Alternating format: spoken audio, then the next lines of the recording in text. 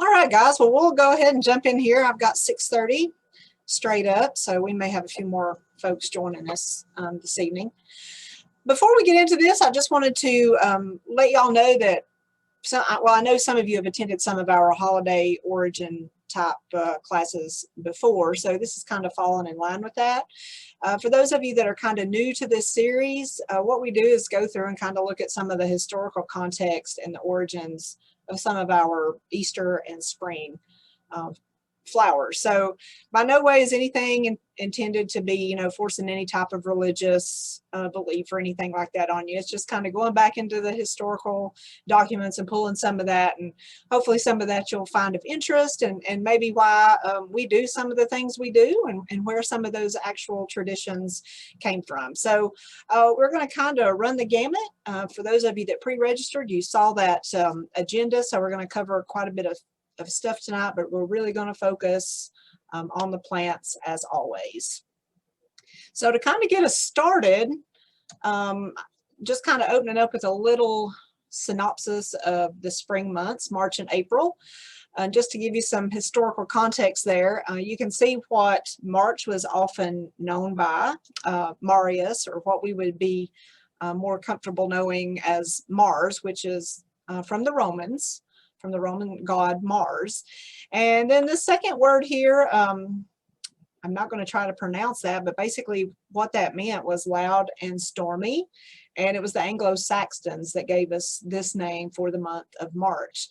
And our Native Americans called the month of March the worm moon. Because as temperatures began to warm and the ground began to thaw, that's when the earthworms started crawling. As far as April, the name of this month is derived from the Greek word for opening, and it's also from the Celtic background of rebirth for the soul. And you can see there the Roman goddess of Aprilis was honored when the month of April was named. You see some different names there as far as the moon. The Native Americans referred to the April moon as the pink moon, the egg moon, or the full sprouting grass moon. So the reason for the pink moon was because that's typically when the pinks or the dianthus or the herb moss, as they called it, would bloom the pink color, or the wild ground phlox. And of course, we've got several hybrids of those phlox today in rock gardens, but that's where the pink moon came from. And of course, when we get into the Easter holiday and the first day of spring, we just celebrated that. It's all about a time of rebirth and renewal. We're coming out of the long winter season. And for some of us, it's been a little bit longer for some than for others. But now is the time we're starting to see all the beauty of spring make its great debut. And temperatures are warming up nicely, starting to see a lot of things pop with color. So when we do talk about Easter, to kind of get us started off, one of the plants that is most widely known in Easter traditions is the Easter lily itself, Lilium longiflorum. And I put here what the Easter lily actually means, and this comes from a lot of different religious and traditional backgrounds. So this lily has always been known to be of virtue, to represent purity, hope, virtue, and that's on there twice, and life. So again, goes back to that renewal and everything given or rebirth and springing forth anew. In regards to the Easter lily and kind of where it came from, and I may not be saying this right, the Ryukyu Islands in Japan. This is in southern Japan. It was part of the islands of Okinawa. You can see that there, Amami and Arabu. They were first discovered actually in 1777 by a Swedish naturalist named Carl Peter Thunberg. So they see there where they first originated in the Ryukyu Islands, and then they made their way to England in 1819. And then it was in 1853 that a Japanese missionary actually gave it to a friend in St. George, Bermuda in 1853. And this is when they actually were starting to be marketed for resale. So the lily was first introduced in the USA in 1880, and it was actually referred to as the Bermuda lily for a long time. When it did come to the United States, it made its introduction in Philadelphia. Now, the interesting thing about the Easter lily is, again, just kind of its path to get here. So go back to World War II in Pearl Harbor in 1941. When the Japanese attacked Pearl Harbor, that kind of shut down the source of bulbs coming to the USA at that point. So at that point, folks here in the United States, specifically in Washington, Oregon, and Northern California, wanted to cultivate the Easter lilies, and that was a plant that they then referred to as white gold because it became a really robust cash crop for that area. It had been brought to the U.S., of course, before that, so it had been grown in Oregon even in the early 1900s, just due to being brought over by a soldier when he left Japan. So he had brought it, they cultivated it, so there was a little bit of experience there with it at that time. So in about 1945, there was about 1,200 growers up and down the Pacific coast. Over the years, it became almost like tobacco in East Tennessee. It became, well, we saw less and less production, and actually just about 10 farms now that are producing in that Pacific Island area. So we ask why the Easter lily, why is it so representative of the Easter holiday? And one of the reasons, of course, is going back to the resurrection of Jesus Christ and going back to the Bible. We know that when Eve left the Garden of Eden, she shed real tears of repentance. And from those remorseful tears sprang up the Easter lilies. That's one of the sayings from that.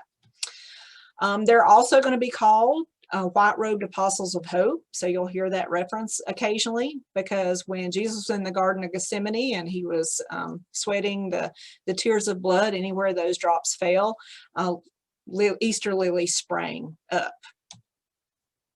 You're also going to notice references, as you can see from this picture, with the Virgin Mary.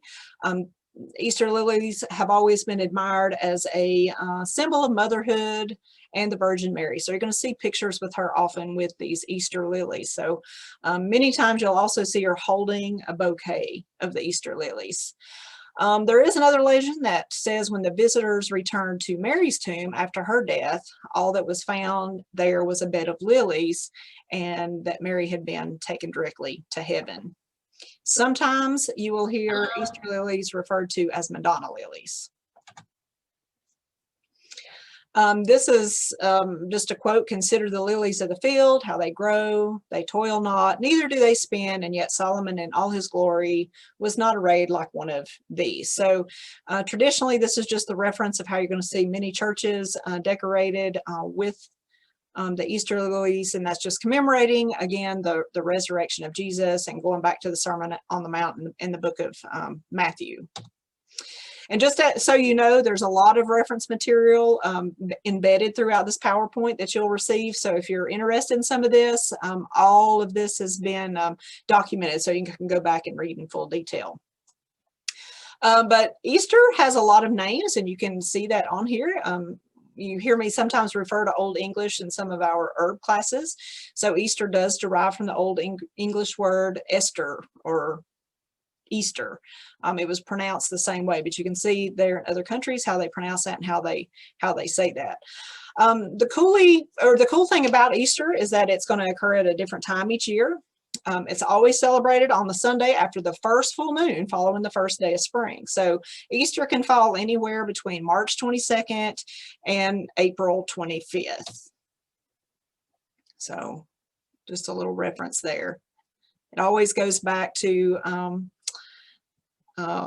the moon and some of our ancient traditions of the Anglos and the Norse people years ago. So there's actually a really cool link on this slide to, I'm not going to go into a lot of that, but the Nicaea, which is an old Anatolia, part of the Byzantine Empire with the Roman Crusades.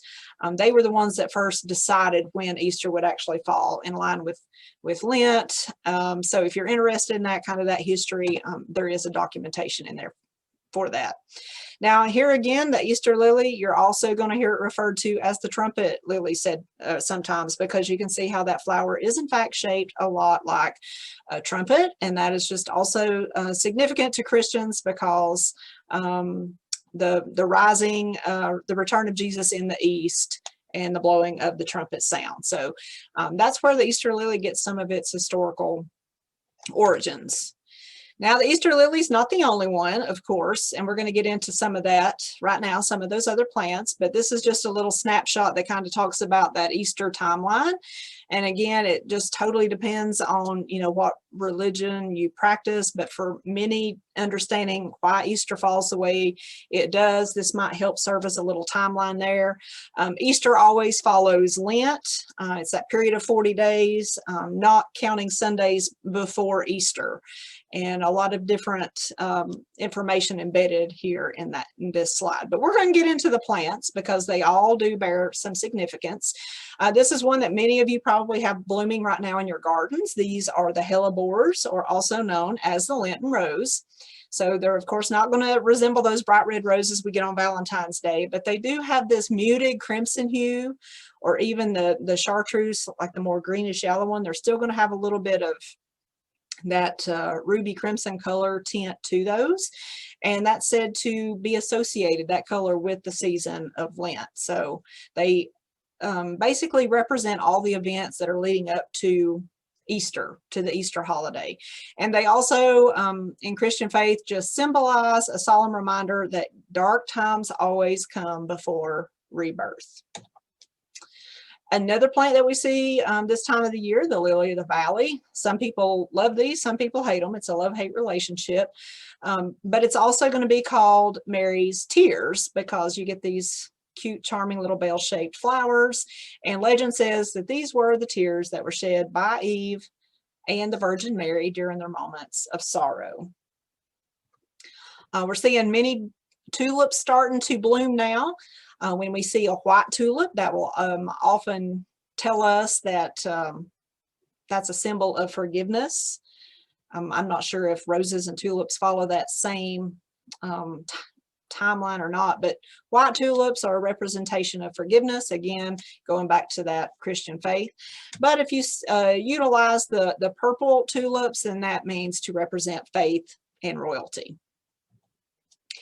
Here's a favorite by many wildflower enthusiasts, the crested iris.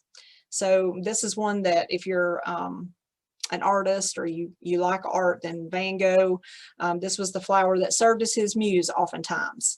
Irises have always been linked with Christian tradition, just symbolizing the sufferings or the passion of Christ, and it's usually linked with Easter in the Lent season.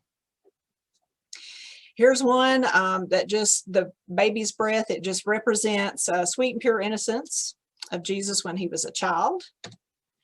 And then dandelions, some may question that, but I found some documentation here on the dandelions. They do make an appearance in some of our German, Flemish, and Welsh masterpieces of the crucifixion of Christ. So when you see this flower in that regard, then it also means faithfulness and well wishes.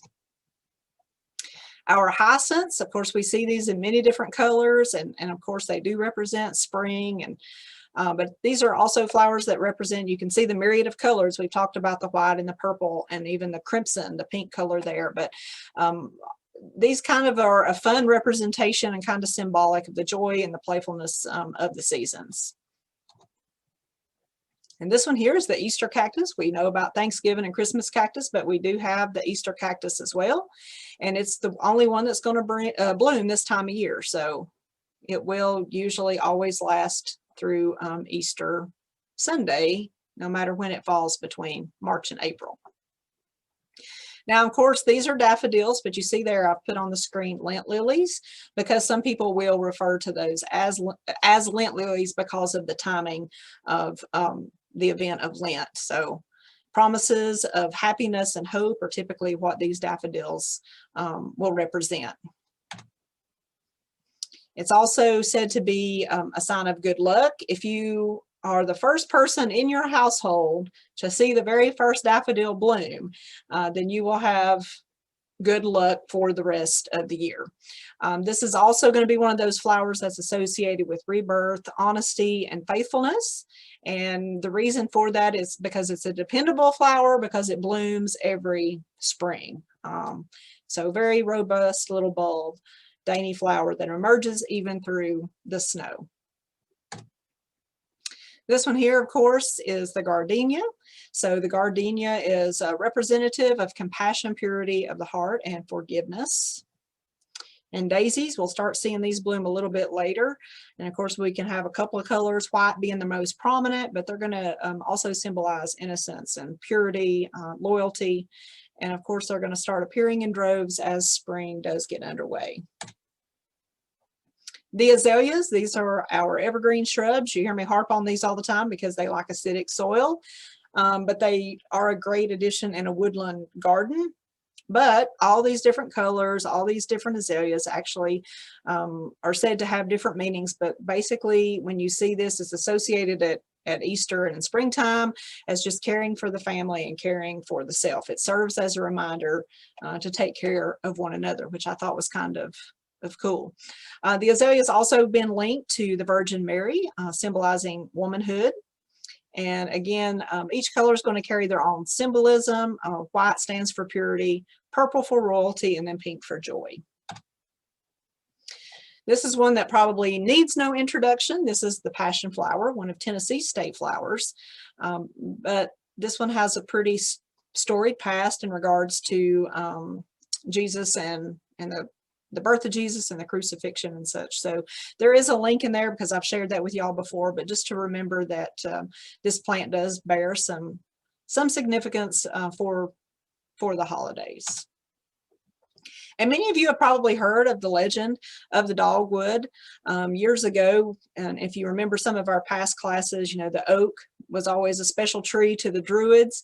So the dogwood was actually the size of an oak at one time. It was great, large. The wood was strong and sturdy, but that was why they utilized it to build the cross that Jesus was crucified on, is how the legend goes. And so that's why the dogwood is now short in stature, because God was said to have cursed the dogwood but blessed the tree. And you can kind of see from the different representations how that looks like a cross. And this picture here, the petals actually form the shape of the cross. And then you can see that the blooms of the tree always have 4 petals. So this one, the middle flower has a tight grouping, which resembles that crown of thorns. And then last, the tips of each petals are indented as if they actually bore the nail dent. And then there are colors of the petal that symbolizes the drops of blood that you see kind of here that were spilled during the crucifixion. So that's kind of the legend of the dogwood tree.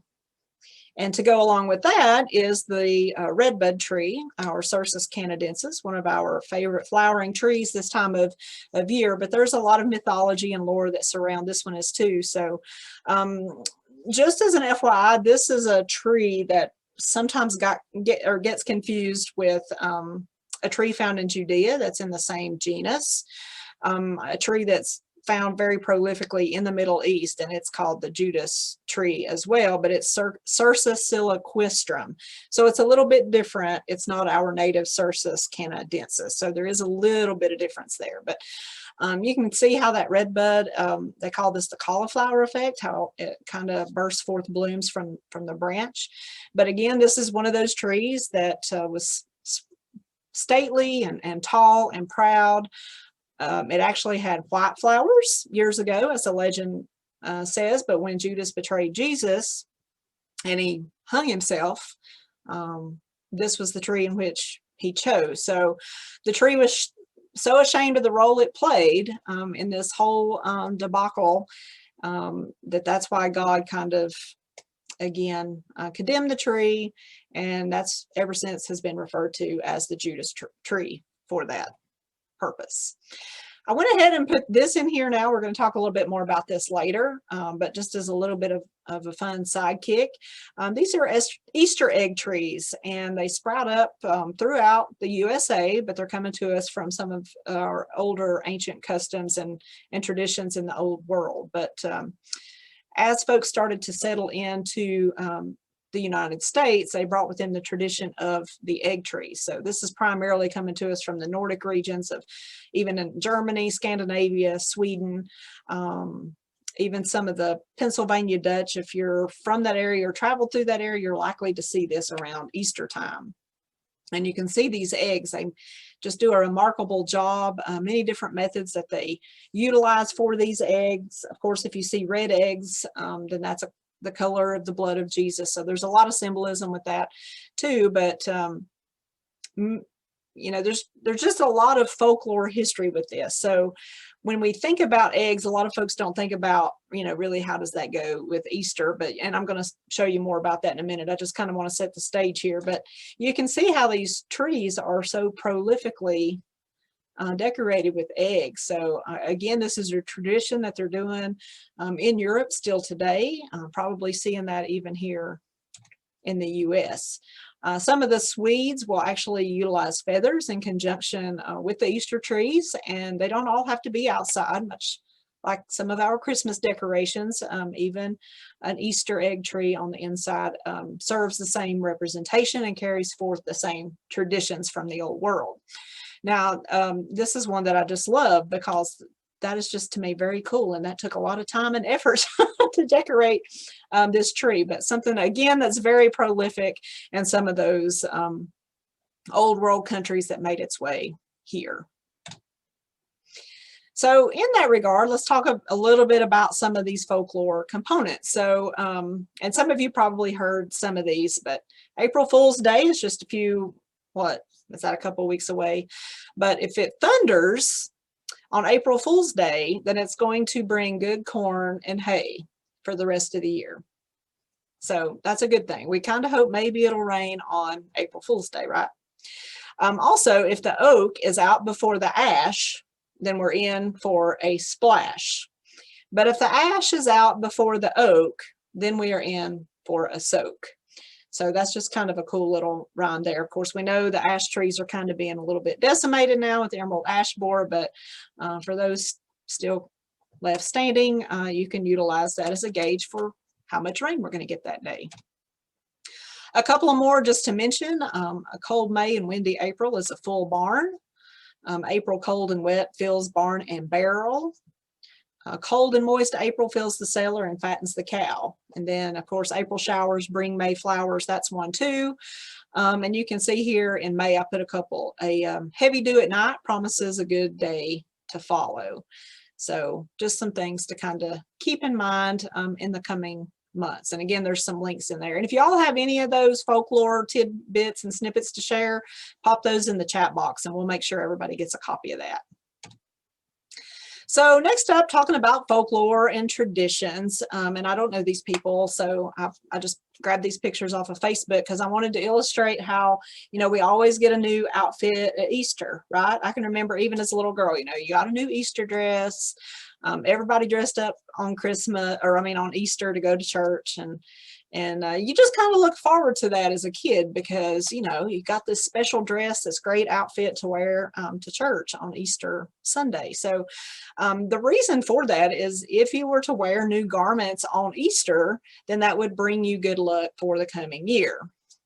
If you did not wear new clothes, then the legend states that the birds would basically punish you for that. So birds would fly by and basically poop on you in your old clothes because they didn't like that. They didn't think that was a sign of respect. So just a cool little fun fact right there.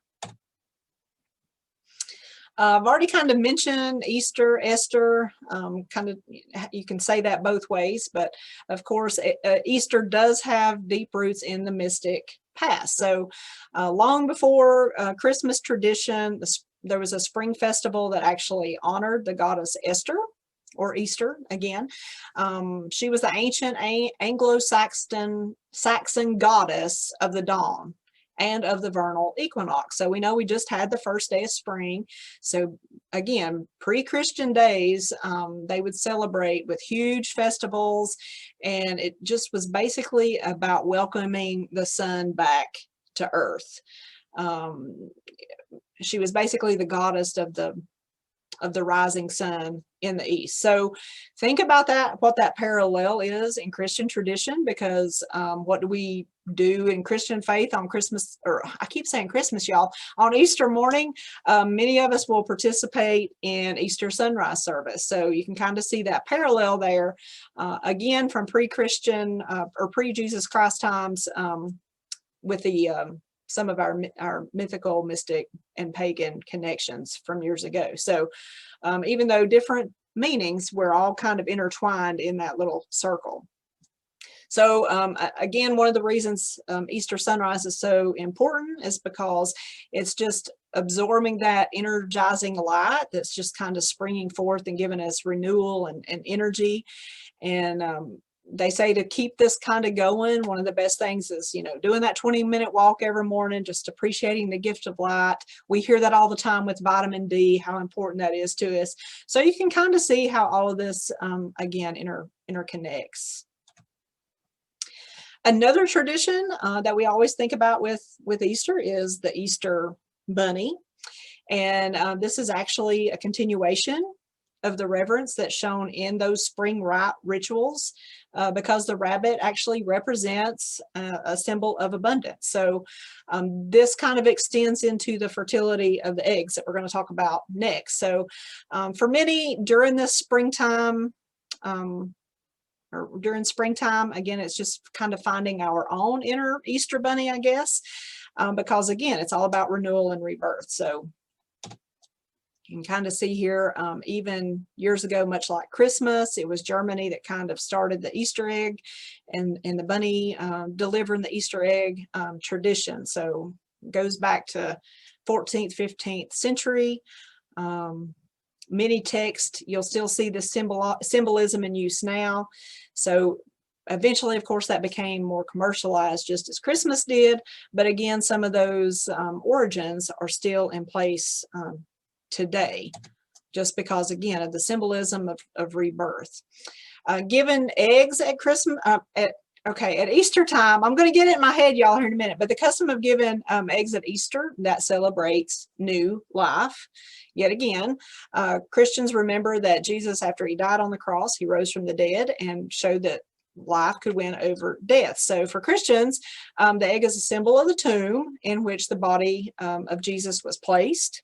And then when you crack that egg, it actually represents the resurrection of Jesus. And then in the Orthodox tradition, eggs are painted red to symbolize the blood of Jesus. So that's kind of how all that is intertwined.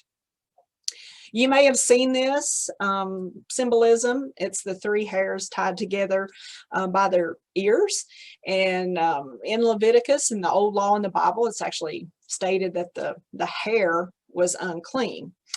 But rabbits and hares have always been associated with Mary, the mother of Jesus, for centuries, because hares, of course, were seen as unclean, and they were often confused with rabbits because rabbits are one of the only animals that can produce that second litter of offspring while still pregnant with their first. So that's why they're kind of symbolic at Easter time. Again, it all goes back to rebirth and renewal. You can kind of see there, the Easter bunny is always going to be kind of associated with Mary. And of course, the egg, new life, just the renewing power of nature and agriculture in general. Everything is starting to grow again. It can also be psychological in sense of what it represents. And then the coloring, of course, that's just painting eggs in bright colors to showcase the bright array of flowers blooming at springtime. Hot cross buns are also associated with Easter, Good Friday and Easter. They were originally cakes for the Queen of Heaven. The markings on the buns actually go back to the phases of the moon. So there's more than 4 phases here, but it's basically the 4 phases of the moon is what that is said to represent. The crescent moon is also going to be associated with springtime and Easter. The crescent moon is often a symbol of the goddess. It's a goddess emblem. Sometimes it'll be referred to as the horns of the bull or the ox.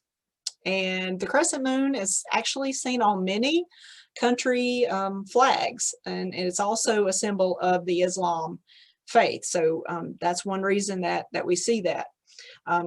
Many people or many religions took that on to showcase that, in fact, you know, again, it's a time of rebirth and renewal, and as that moon grows, and so too does our spiritual life. Of course, these are just some of the ladies that are associated with Easter.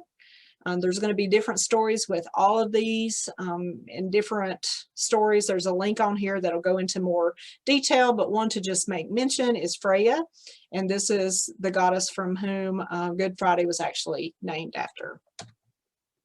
And of course, we can't talk about Easter without talking about the Easter lamb. This was actually in scripture. I can't remember exactly where, I think in John. It's referenced in the PowerPoint. But Christians, of course, would go through 40 days of Lent not eating meat, but then they would bless a lamb at the altar and then eat that afterwards. So often those feasts would end with eggs, hams, cheeses, and breads and sweets for the Easter holiday. So just a little quote here. After a long winter, spring flowers are like endorphins made visible. These vibrant flora boost well-being on multiple levels. Their soft, saturated colors ease screen-weary eyes, thank goodness. Their scent activates the benefits of aromatherapy, and their resilience is a reminder that even in stillness and darkness, the life force is present and waiting to burst into bloom. And I don't like to read a lot of stuff to you, but I think this really represents springtime and kind of what we're seeing, and not just because we're coming out of winter, but we're coming out of this pandemic and we're starting to see a promise of a new day, or the light at the end of the tunnel, if you will. So I just thought this was a great quote to kind of share as we move forward. Some of the flowers that we do see blooming right now, just to kind of make mention of those. This is one of the earliest bloomers in the springtime. And again, it's one of those that'll pop through snow cover, but these are the crocuses.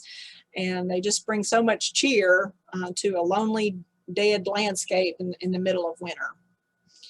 Ancient Romans actually created a diffuser that they could spray the scent of crocus on visitors to a banquet, to any event, just because it was said to enhance their usefulness. We talked about the daffodils already, but again, just clarity, faith, honesty, all of those good qualities. And daffodils have also been said to quell anxiety and ease depression. A little speck of sunshine. This is our apple blossoms, which just represent love, peace, and long life. And then we have the primrose, which symbolizes protection and safety. And tulips, along with their Christian meaning, also can be lumped into showcasing adjustment and aspiration.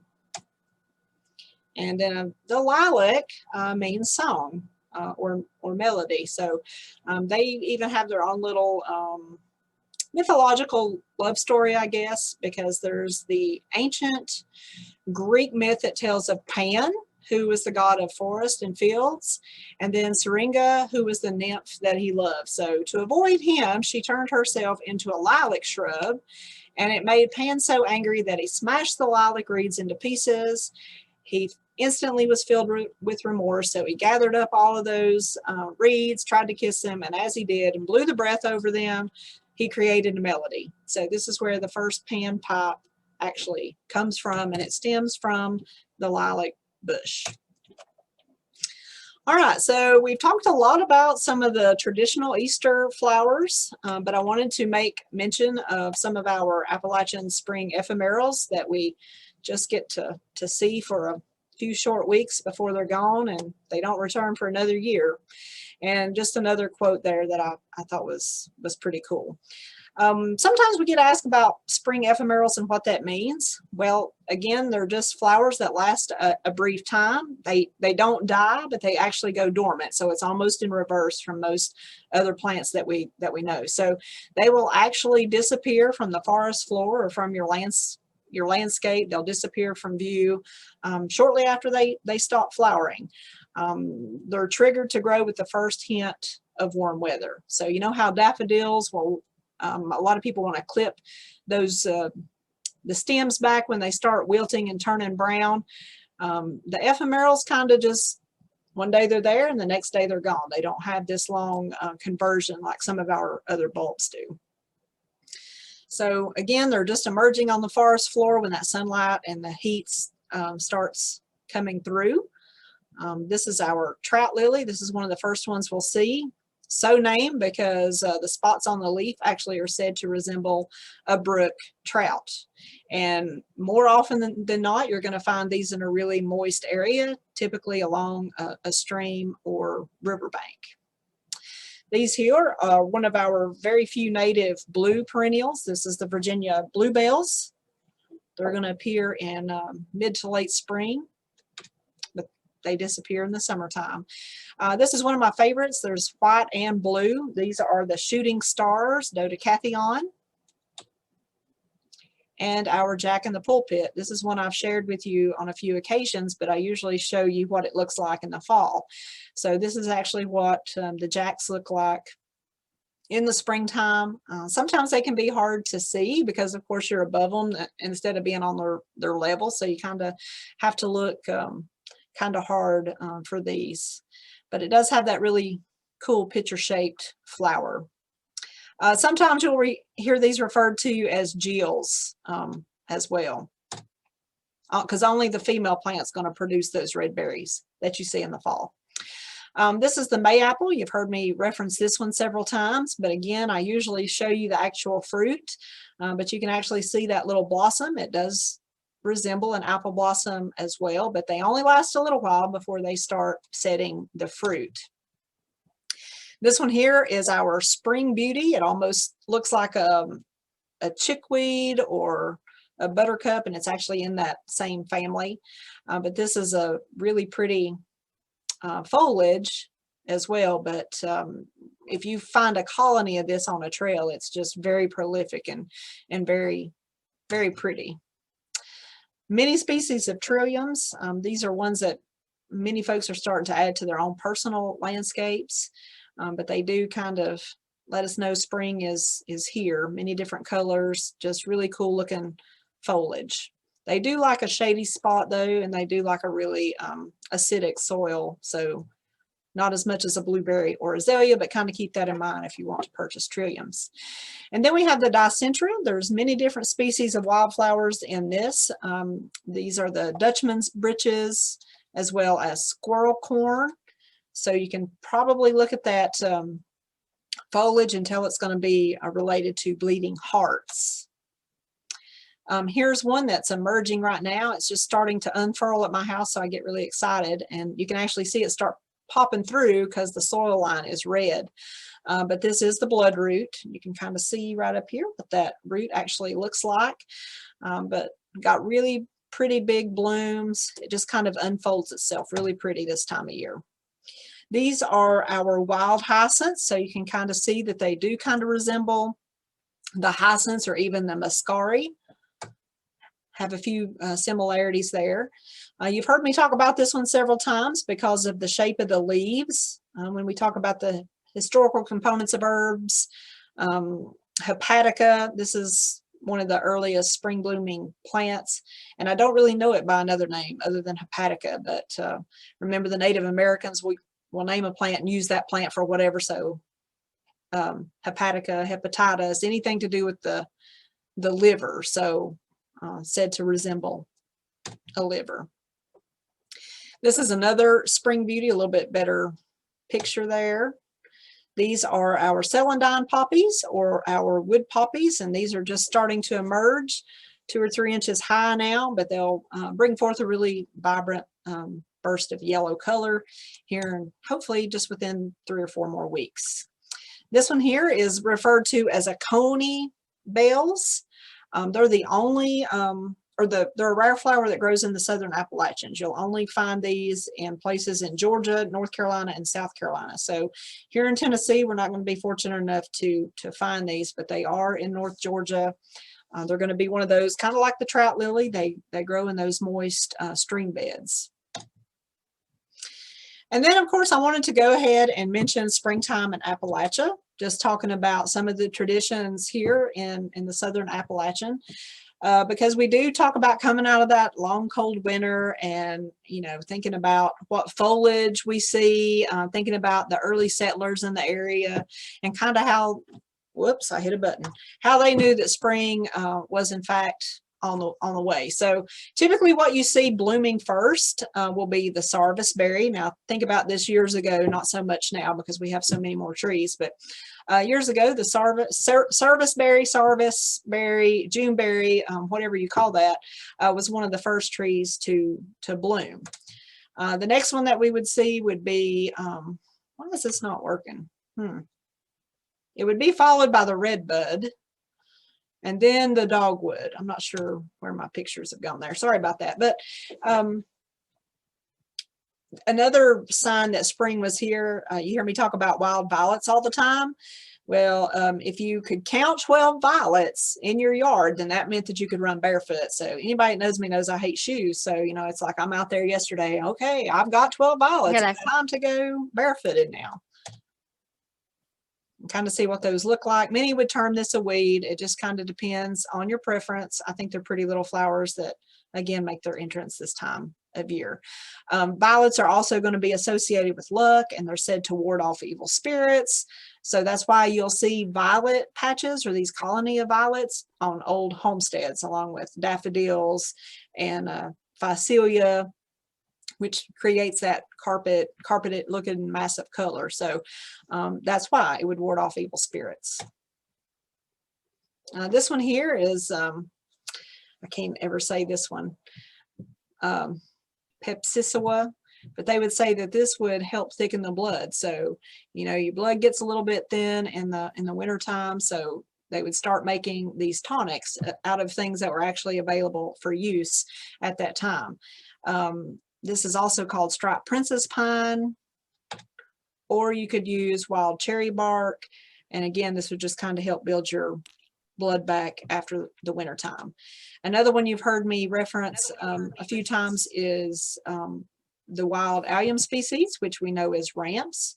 And again, these colonies can be really prolific, but these are out right now. Folks are starting to harvest these, but they can be used as a tonic, and they were used as a tonic by the early settlers to, again, just give energy after a long, cold winter. One of the first things you'll see blooming after winter.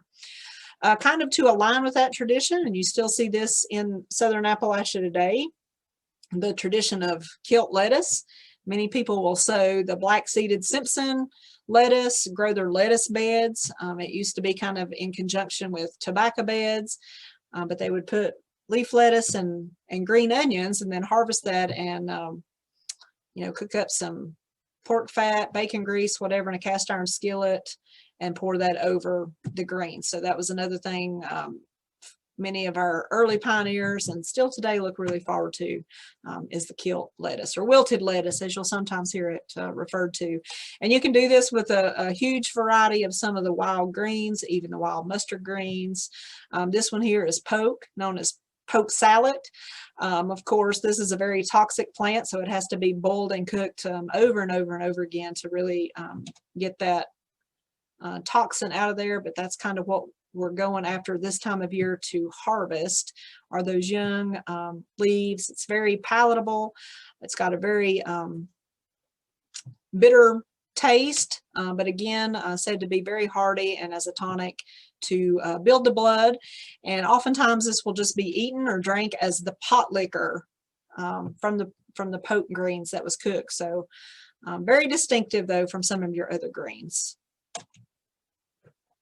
This one here is another, whoops, I think my slides are on a time on some of these, but we were just talking about, Darby and I were before class, but watercress, bittercress, creasy greens, all of those are going to be in the same family, but sometimes this is referred to upland cress. But this one is, again, another traditional green that's cooked in southern Appalachia.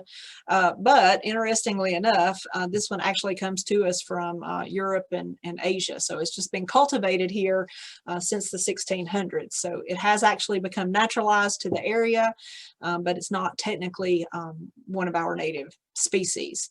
If you like black pepper, this is a green for you. I'm not big on greens, but if I'm going to eat one, the creases are pretty good because they've got a really bold black pepper taste. And again, pork fat. This one is Hydrophyllum virginianum, sometimes referred to as Shawnee, spelled like the Indian, but in Appalachia it was often referred to as Shawnee, like you see printed here on the screen. Often called Virginia waterleaf, so very popular in Southwest Virginia, Northeast Tennessee.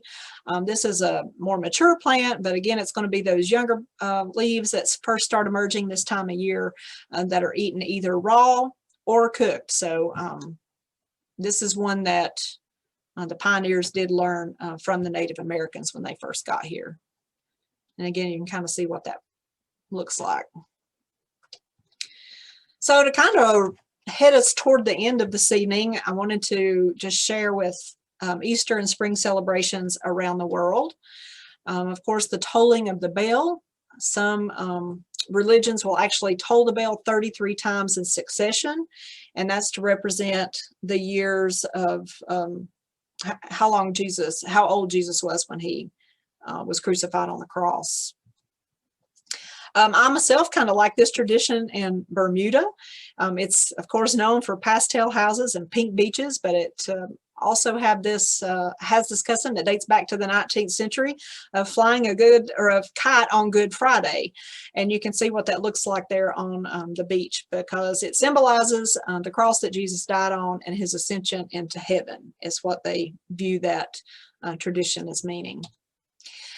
In Ecuador, they actually have Easter parades. There's Easter parades that go on all over the world. This one's kind of unique in Quito. They're men called Cacerchos, I think, and they dress up in these purple robes. They have these mask headdresses, but they walk in a procession on Good Friday, and you can kind of see what that representation here is. They dress up like Christ and lug heavy wooden crosses through the streets, and then they partake in the procession of the penitents. So on a typical year, not in a pandemic, it'll draw about 250,000 people around the world to this. So parades, again, like I say, are celebrated all over, but especially in some of the Spanish cultures. Of course, in Ireland, we know that Guinness beer is very popular, but you will not get beer on Easter or on Good Friday. So it'd be the only Friday in Ireland you can't order beer. In Hungary, this is kind of a cool little tradition. It's called sprinkling.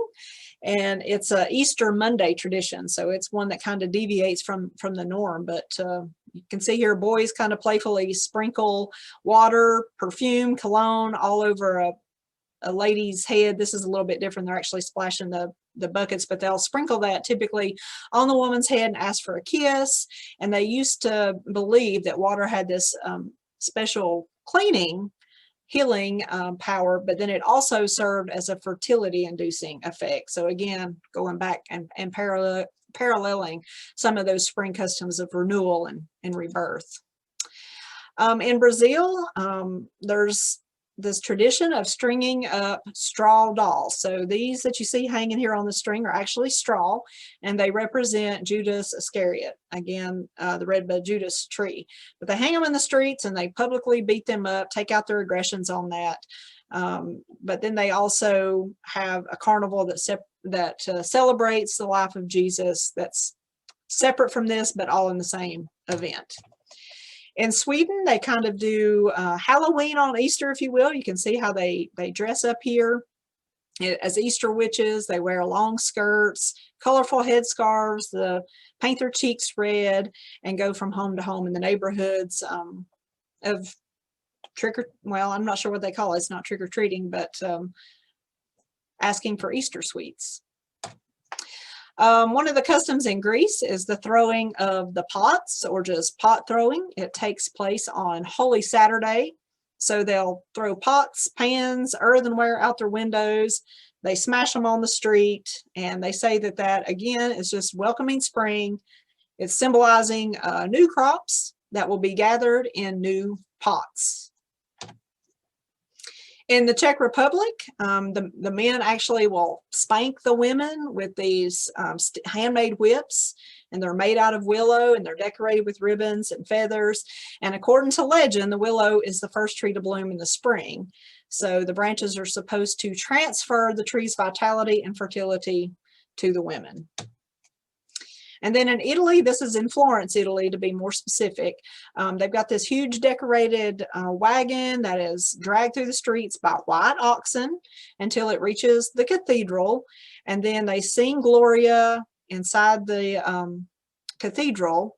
And then there's a dove-shaped rocket that goes into the cart, and it ignites this huge fireworks display that you see here. And no ox, they remove the ox before that happens. But again, it's one of those holidays, customs, traditions that it draws several thousand people from around the world. In Bulgaria, they don't hide their eggs. They have egg fights amongst themselves, and whoever comes out of the game with an unbroken egg is the winner and assumed to be the most successful member of the family in the coming year. And another tradition in Bulgaria is that the oldest woman in the family will rub the face of the children, like you see here, with the first red egg that she has colored, and it symbolizes her wish that they have rosy cheeks, health, and strength for the rest of the year. And then in Germany, I've already mentioned this to you about the Easter egg trees. Again, it's just a symbol of renewal, and they still do this today. I would love to see one of these around here. I've never seen one quite this large, but just really cool. And you can see some of the decorations there. Depending on the old world tradition, kind of depends on how those trees were decorated. So if this, again, is something that interests you, you can see what all those different egg meanings, in fact, mean. And of course, for Christians, I mentioned this already too, the sunrise service, usually in a lot of the Christian churches, many churches will come together and partner in doing these. Then you have your Easter egg hunts. So if anybody's ever been curious why we hunt Easter eggs and they're delivered by the Easter Bunny, I hope some of tonight has actually kind of shed some light on that, because even myself, until putting together this presentation, I kind of questioned that myself. I never delved really deep into the topic. Another thing, again, just as a reminder, coming out of Lent and fasting, is the eating of ham. More specifically, about 67% of Americans will have ham on their table during the Easter holiday. Okay, so that's a little bit of tradition and lore from around the world. So we're going to finish up with our spring winners, because it's not over yet, as much as we all want it to be. Sometimes you'll hear this referred to as little winners, but to give you a little bit of background on that, it's one of those things we call phenology. Some of you may have actually heard me talk about that before. An instance would be when I've said spread or kill crabgrass, put your crabgrass pre-emergent on when the forsythias start blooming. That's an excellent example of utilizing phenology in that situation. So it's just the study of cyclic and seasonal natural phenomena, especially in relation to climate and plant and animal life. It's just been centuries of observing nature's phenomenon, and it's been able to tell us many things. When certain plants leafed out and bloomed, then that meant it was time to do this. When migratory birds suddenly started appearing, then we knew, it was time for something else to occur.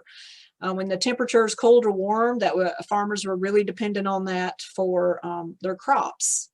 So again, some days from March into May are summer-like, and others threaten frost. So long before the days of the National Weather Service and their precise predictions, again, farmers utilized phenology. They would read those weather behaviors and patterns, and it became a survival skill. It was a survival tactic.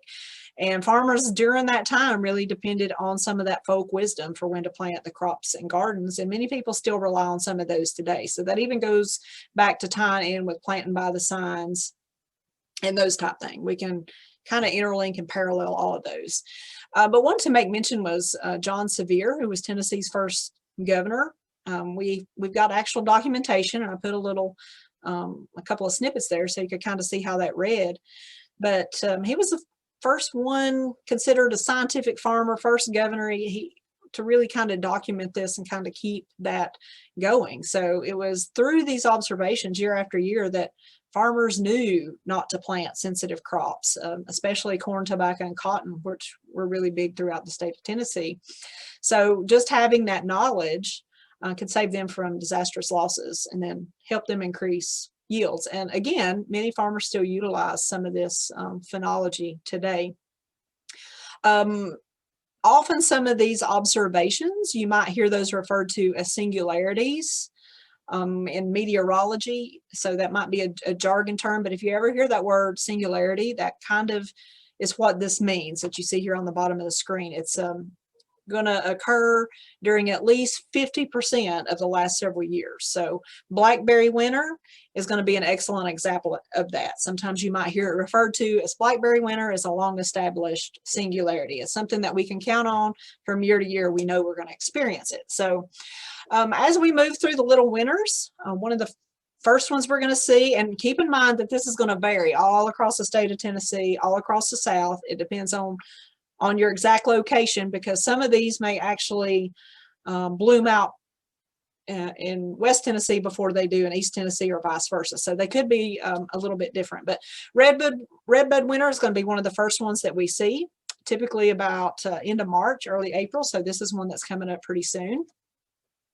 And then we'll move into dogwood winter, roughly mid to late April. Again, when we talk about phenology, that's another thing, just to mention this before I get into these.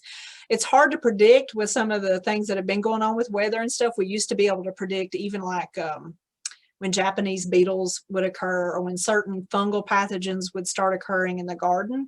So some of those type things are still along those same lines of phenology. But, you know, now we see May beetles and April, we see June beetles in May. So some of that kind of stuff, even how some of those things were named, has changed a little bit, but it was phenology that drove some of that. Okay, so back to the winters. After dogwood, we have the locust winter. That's going to be usually early May for us. Blackberry winter is going to be one that kind of falls in the middle there, depending on what part of the state you're in. And then we also have one that's called whippoorwill winter. So many folks we'll term this breeches winter, I think is what it's called in West Tennessee, but it refers to a cold spell mid to late May, and it's going to coincide with the migration of the whippoorwills.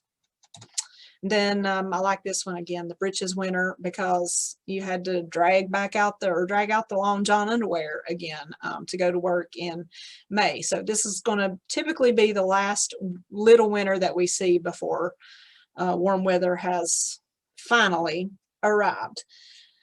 So with that, again, just want to wish everybody a happy spring and a happy Easter. And I hope you've gained a little bit of appreciation or learned something new tonight. It was fun putting this together, just kind of gaining some knowledge myself on some of this. So I appreciate y'all hanging in there with me tonight. And the PowerPoint is going to be uploaded here in just a few minutes to the Google Drive. So make sure you check that out. It's got all the notes and all the links embedded in there. And then the video will be uploaded by tomorrow or Wednesday at the latest. But next Monday, we won't be together live. We're going to talk about Japanese maples. So you'll get some information on some of the best species and cultivars for various areas in the South. So if you're into the Japanese maples, make sure you check that out. And then we'll reconvene that next Monday. We're talking about tomato cultivars, how to grow tasty tomatoes, and we're going to talk about some of our other favorite veggie cultivars. So that's April 5th, I think, but the link is up on the website now, so you can be registering for that. And as always, if you have questions, don't hesitate to reach out by email or via our Ask Us portal, and we're here to help and get you answers to your questions as quick as possible. So I'll take the chat box and share. I hope some of you put a lot of information in there, and we'll share that with each other. So thank you all for joining in. And I guess, again, I'll see y'all after Easter. So get out there and get your fingers dirty and have fun playing in the soil. See y'all next time.